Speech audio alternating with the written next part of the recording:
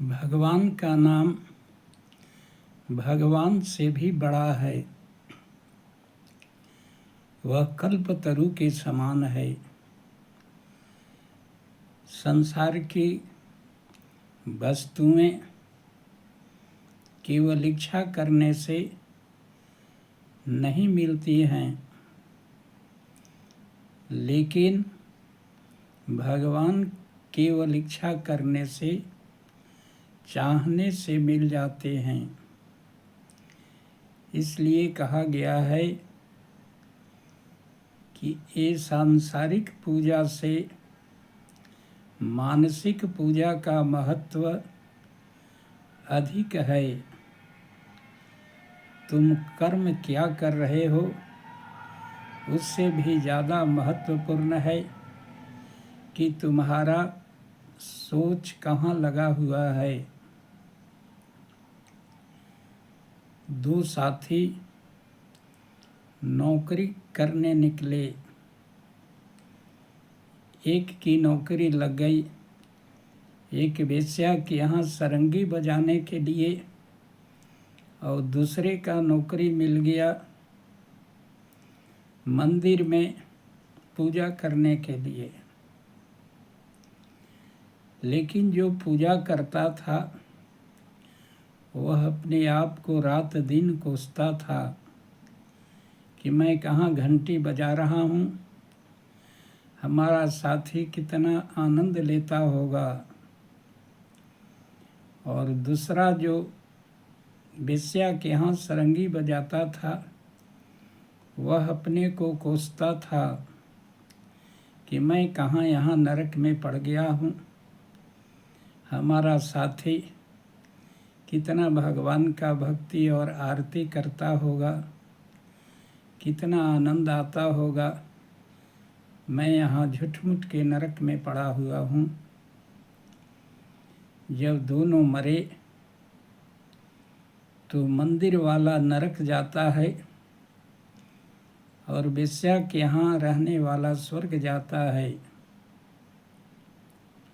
पुजारी पूछ देता है कि मैं तो सब दिन भगवान का पूजा आरती किया, फिर नरक क्यों?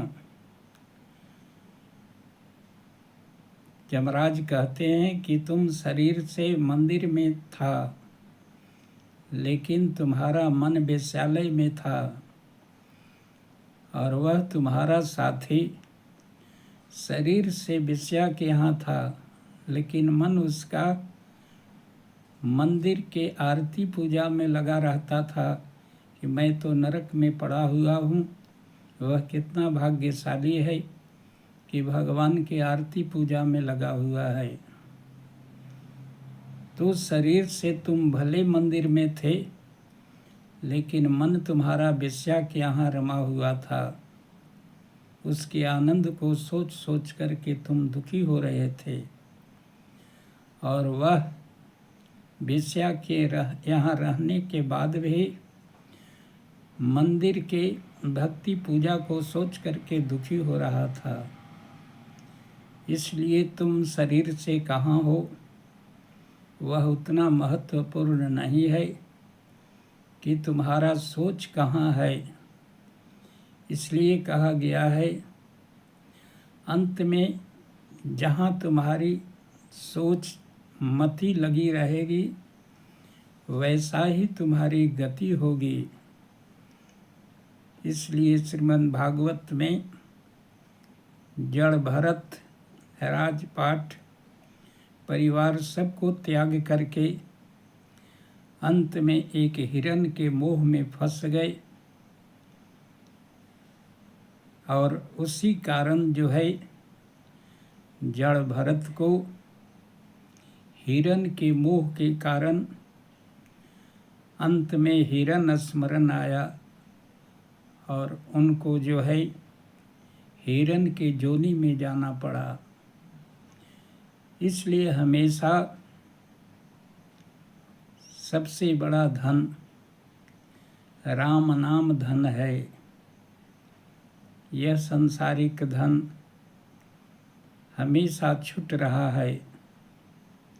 प्रत्येक दिन तुम वही नहीं हो, जो आज था वो कल नहीं है। 24 घंटा उम्र बीत गया और तुम्हारा आयु कम हो गया, इसलिए रात दिन मृत्यु के निकट पहुँच रहे हो। इसलिए राम भजन करो।